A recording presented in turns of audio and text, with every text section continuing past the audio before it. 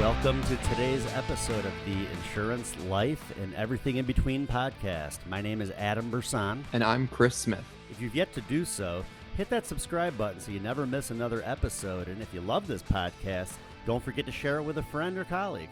We greatly appreciate your help and support. Today, we're going to talk a little bit further about the conversation on getting ready to get ready and what slows people down. What do you think really stops people from going? Like getting ready to get ready. What's holding them back? Today, I talked about fear. I talked about why. I talked about what do you need, and to remind yourself, you don't need all of the things. You just need one of the things. For those of you watching and commenting, either on social media or in StreamYard right now, help me out here. What do you think some of the things are that maybe it's not just you, but hold other agents back? If anything comes to mind, or maybe from your own personal experience, things that held you back in the past, whatever they are, I'd love to hear some conversation points from you guys on that. Adam, I see that you're back in with us. Do you hear me? I can hear you. Can you hear me now? I can also hear you as we repeat a 90s cell phone commercial live on Facebook. All right. Now we're good. Man. Yeah, I don't know. Maybe we're just getting old. We're like too old to try to figure out this tech stuff. The moment you told me about wanting to do some more tech besides dialing into a conference call, I was already afraid. Like, I know how to do this and this works. You want me to do that? So, yeah, we probably are slowly getting older as the technology. And I'm going to be asking my kids like how to work the remote control soon. so I was asking the audience as we were waiting for them to get, waiting for you to get back on. My thoughts on why people struggle to get ready, and it doesn't matter if it's their first day or their 10th year. And I think it kind of, as I was walking back from taking my son to the bus, it hit me. It's fear in a lot of cases. It's like this awful roller coaster kind of fear that if they do this, something bad will happen. Do you think it's fear sometimes that holds people back from moving? Yeah, I was actually making some notes too about this, and yeah, fear. I put not only, there's several different parts to fear. I think when it comes to this business, I think for one thing, they get fear. They have that fear of failure. So that's the biggest one I think that holds them back from getting started, is just fear of failure. They look at this as a big investment when it comes to everything, every portion of the business. Well, unless they're part of like our free lead program, they're investing a lot of money into leads on a regular basis. I've seen that before, where agents purchase a bunch of leads and then they're way too focused on that investment. They're way too focused on how much money they spent on the leads, and and so I think that the problem is that they're fearing failure. They're fearing what happens if I go out and work these leads and don't make any sales. Uh, so it's a fear of failure, but I think that's also maybe fear of rejection. And rejection sucks. I mean, nobody likes getting rejected at anything. So I think that's a big fear too. I mean, people, they fear, to me, I don't know, kind of maybe similar, the fear of failure and the fear of rejection. But I think that, yeah, just the fear of rejection may be a little bit different than failure. Like I said, just fear of losing, fear of getting out there and doing this, and just people just shutting them down left and right. And I mean, we all have days like that. I mean, I go out in the field, and like I said, 2 out of my 3 days this week was just full of rejection, full of just people slamming doors in my face. And you just have to figure out ways how to brush that off and move forward. And you got to realize they're not rejecting you. They're just, you know, they're just jerks. What are you going to do? Yeah, that's an old Dave Duford line. Like when people are upset that they were rejected, they don't know you. Like they're not rejecting you as a person or a human being or a U.S. citizen or Yeah. a insurance. They're just maybe you called them at a bad day. Maybe their uncle just died and they found out they have diabetes and they can't afford lunch today. And you're just a whipping boy.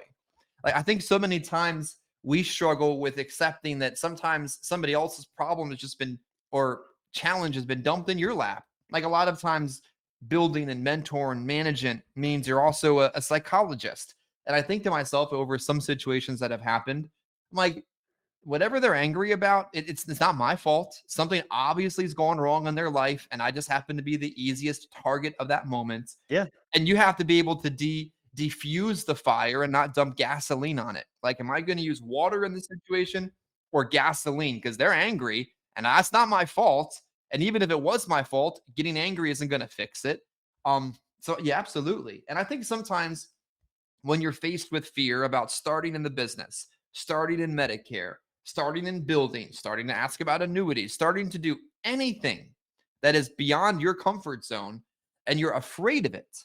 This is something that I usually do. I hearken back to whatever the biggest challenge I faced comes to mind. Something that may have been bad, may have been awful, may have been life altering, maybe like that psychological scar you're never going to heal from. And I think to myself, well, if I survived that thing, then this thing, obviously I could do this. Like, come on. So I think we have to often remind ourselves, like, I know there's agents that are contracted with us, have what they need, but they're in a job. They're in a 40-hour work week. They don't have the time to sell final expense, really. Um, and they're afraid to kind of like quit and go for it. You've probably survived something far serious than this. You can do this. So I want to challenge people to look back at the things they've done and survived and thrived from because of, and say, if you did that, you can do this when it comes to fear. One thing, Chris, I know one thing I've always said is that I've always looked at this as this is it. I think, and what I mean by that, I think sometimes people they look at what we're doing here as a career as just an option. Where, well, if it doesn't work, I can always figure something else out. I could always go sell cars. I could go Uber or something. I mean, I don't know. I think that people they don't look at this as like this is it. This is like my career now. This is like to me. There's no looking back. This is kind of how I've always treated it. Like this is just what it is, and there's no turning back. So, like failure is not an option. I can't even look at failure as a possibility. Yeah. I mean, heck, I went to junior college for 2 years. I have no degree. I've been selling insurance since I was 20 years old. There's nothing else you can So do. like there's no turning back. Yeah, That's what the it. heck would I be doing? Like go work at Kohl's or something? Like Yeah, and I think that people have such a not have an unintentional small mind in this business. And I think that comes because so much of this business is multi-level marketing. So much of this business is recruit and throw shit up against the wall and see who sticks. I think because of that, so many people are focused on finding and replace, find and replace, find and replace. They don't ever think, once I found talent, how do I mature that talent from the point of survival mode to 5 years later? And when you're stuck and trained and in a echo chamber of a small-minded reality, no wonder it's hard to exit it out of survival mode. And realistically, you get to a point pretty quickly if you dial in properly to this business or our system where you're going to put 5, 10, 20 grand in the bank. You're out of survival mode, like right there. Time to push the envelope a little bit further.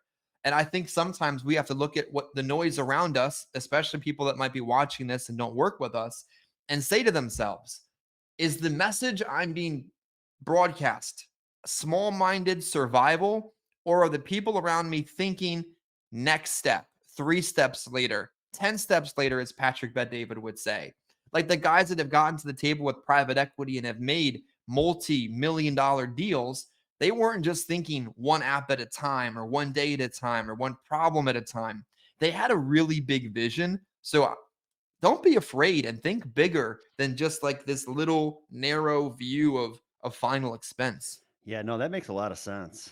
Um, I think when I was the most successful at building, that's what I was very really focused on was looking much further ahead, not so solely focused on the personal production, but just looking much further ahead, looking at numbers, trying to figure out how much premium I wanted to do as a group and what it was going to take to get there and how many agents I was going to need to make that happen. And, how many how many people I'm going to have to recruit each week to make that happen.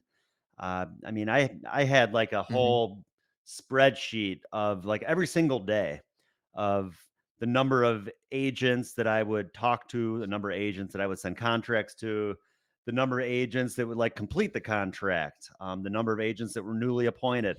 And I would keep track of that, try to figure out the numbers of like, how many people am I going to have to talk to on a regular basis to hit those numbers. So kind of similar to personal production, when it comes to building and growing. It's Yeah. literally the same thing. It's the Yeah. same thing. It's how many recruiting presentations can I give? How many people from there are gonna be qualified? How many people are gonna actually go to work? How many of them can I put in the field? And how much time does it take to do that? And it's challenging because personal producing takes Yeah. a lot of time. Even at the minimum, 1, 2, 3 days a week, all the prep before and the time after, that takes a lot of time. And to do both is just very challenging. But I also think when we talk about fear and getting ready to get ready and getting ready every single day, I think when people are afraid or stuck in that like first step moment, you have to remind them, and I'm sure you would agree, that this is easy. Like you're talking to old people about dying. Yeah. You're selling a product they're going to use.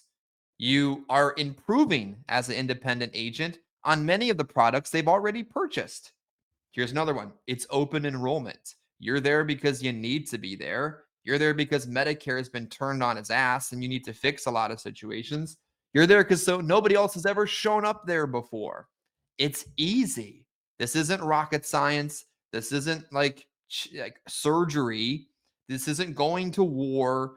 Like this isn't building robots. This isn't diagnosing heart conditions in the back of an ambulance at 80 miles an hour. It's talking to old people about life and then getting them to like you, trust you, and then typing up the application. Yeah. It's funny, you talked about that, talking about how this is easy. And especially, well, for me, of course, final expense is easy because I've been doing it forever. And I think one of the notes I made when it came to kind of like our topic of the whole getting ready to get ready is that I think a lot of people do have that lack of confidence when they first start. Um, and it kind of goes back to maybe the same thing, the fear of failure, fear of rejection. But the it's going to get easier the more you do it. Like I've always said, I mean, you can watch our stuff as much as you want. It helps. The best way to learn this is just by getting out there and doing it. And Oh, you're going to build yeah. confidence by doing it, by the more people you sit down with. I mean, God, even like, these younger guys I'd been working with, I mean, they would even tell you, I mean, the more they, when they first started, I mean, they got more and more confident, it takes, it's like baby steps, you got to take, you got to crawl before what do they say? You got to crawl before you walk. But, Yeah. yeah, you knock on the door.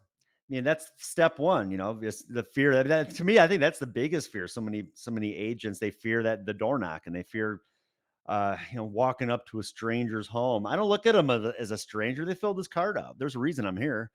Yeah. So, I love how you said that today too. You're like, they filled this out for a reason. When you have that yeah, mentality, you're not going to fall for the BS that you get served at the door because they did. Like, okay, maybe 1% of them didn't, but realistically, I, oh man, I wish I had one in front of me right now because I get these in the mail all the time and they come in digitally, so I throw them out. They filled out a lead. They wrote their name. They read a few of the words on the paper. They walked it back to wherever their mail goes back out and they sent it back. In many cases, somebody from overseas who's speaking a second language of English in the middle of the night set an appointment for you to be there. And now you're there. And now you're going to fall for some smoke screen at the door? Like, don't do it. yep, Like, just go. I get it. It's hard to just start.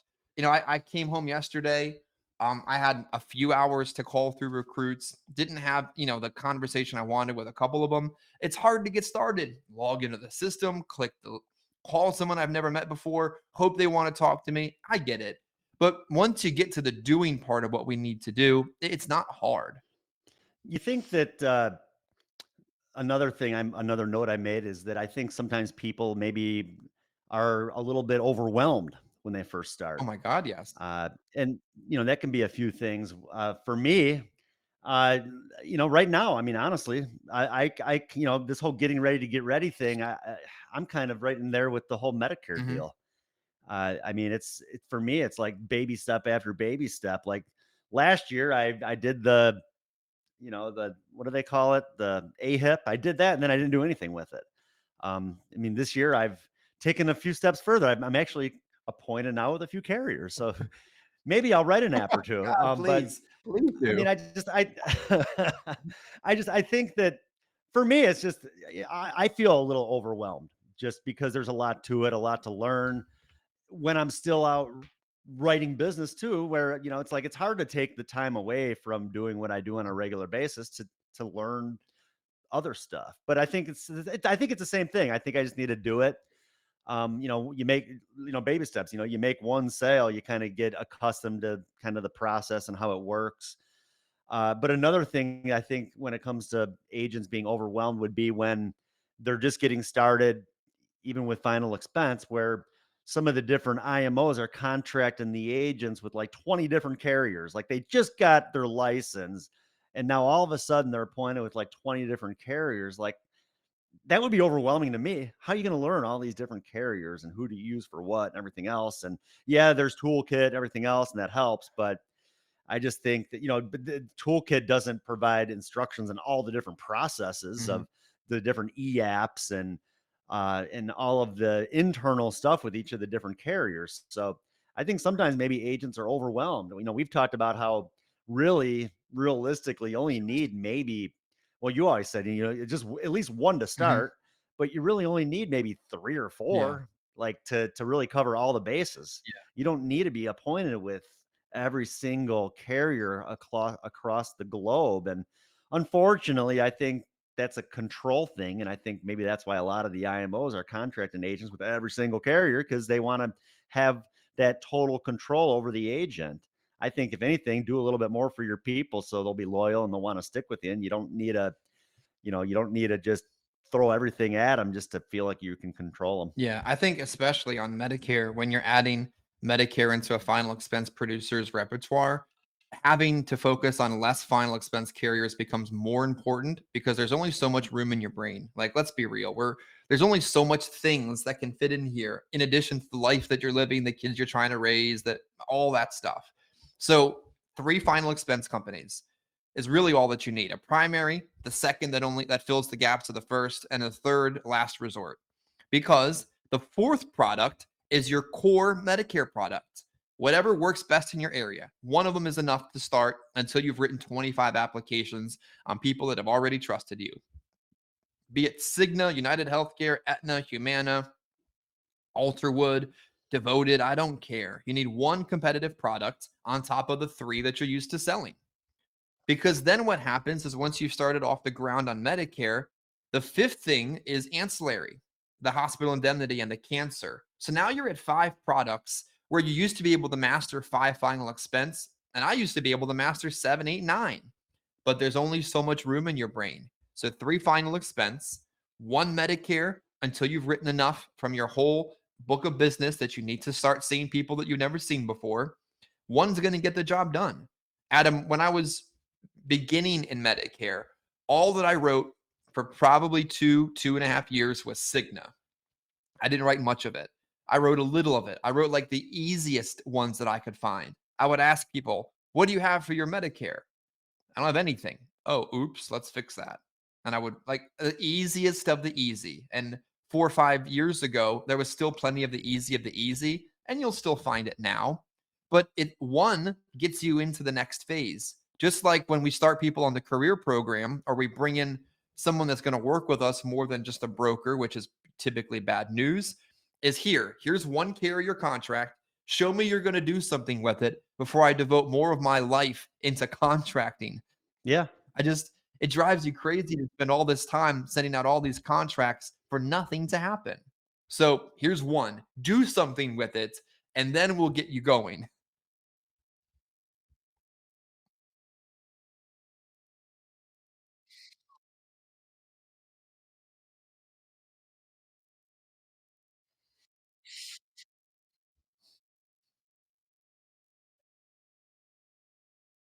Mhm.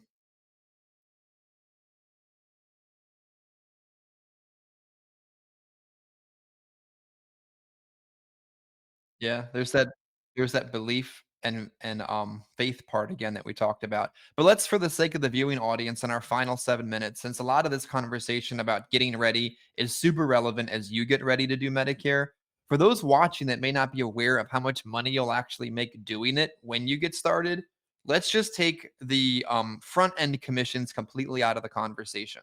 For the viewing audience's sake, Adam, how many final expense sales would you say you write in a calendar year? Like ballpark. Mhm.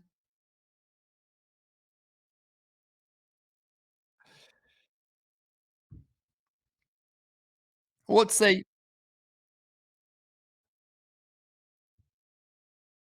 yeah, well, let's say that you are writing 20,000 a month statistically, some higher, some a little lower, 20,000 a month, divided by 4. Yeah, let's just say you're writing 5 applications a week, which is right on track with what you're saying, which is 20 applications per month.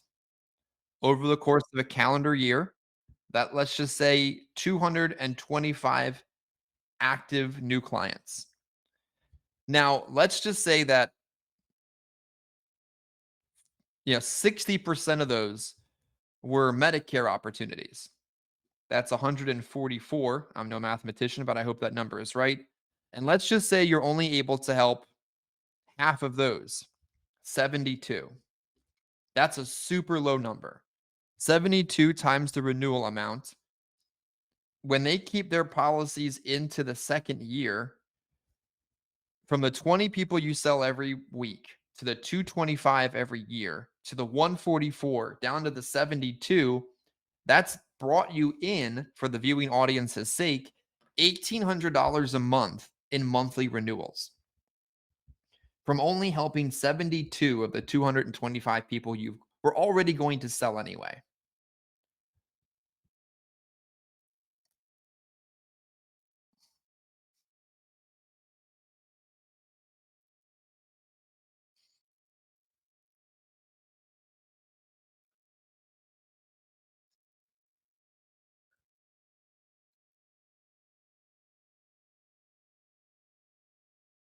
Yeah. The craziest part too, not to interrupt you, is Peter Walker showed me this chart years ago.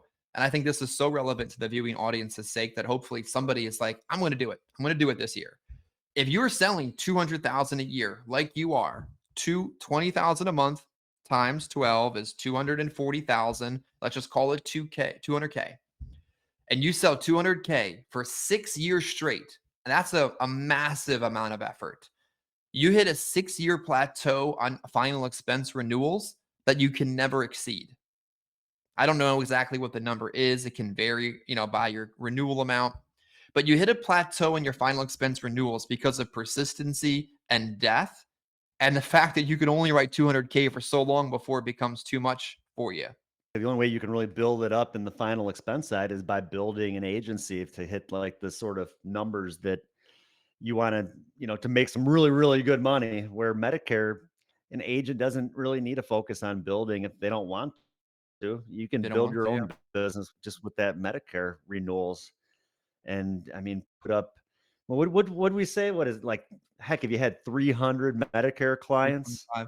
or Yeah. around that, you're looking at six figures in renewals. Yeah. And that's Yeah. And that's like a that's nice, I insane. would look at that as just like a little salary. Like that's my salary now. I got this, six-figure salary, and my bonus is all my commissions I make. Yeah, and your Medicare client isn't going to roll up debt to you like you would on a bill, like trying to recruit somebody. It's just that 1,800 a year that you make from writing a portion of your clients 3 years later is netting you 5 grand a month. And the amount of final expense producers in an agency that you would need to be netting 5K a month, it's an obscene number. So I think that it's such an important part of any agent's business, since they're talking to the same person anyway. Are you going to pick up the extra 1,800 or walk by it every year? Is really how you would see it. Yeah, well, and that's, one of the other bullet points I put down on here as far as getting ready to get ready is financial uncertainty. people working on commission, uh, and kind of same thing, kind of going back to the fear of not making sales and that. But I mean, heck, you just got to look at kind of like we talked about. You got to kind of look at that end goal of where you want to get. And I mean, there's not much uncertainty when you see those sort of numbers and the possibilities there. It's just a matter of taking action and getting out there and doing it, and kind of getting over these different fears. And yeah, I mean, in the end, like I said, look at it as your full time career. This is what you do. There's no turning back, and do what you can to get the most out of it. Yeah. I'm gonna look at one more number here and see, for those afraid of the numbers, how it plays out. So look at it this another way. If a free lead agent leaves whatever job they're doing or whatever agency that just hasn't worked for them and they want to make it work, they need to write 3,500 a week for it to work on the free lead program. And really any agent needs to write 3,500 on average a week. Otherwise, one thing in their life is going to close their business. That means they need to sell 14,000 a month on a 70% contract. That's 7,350.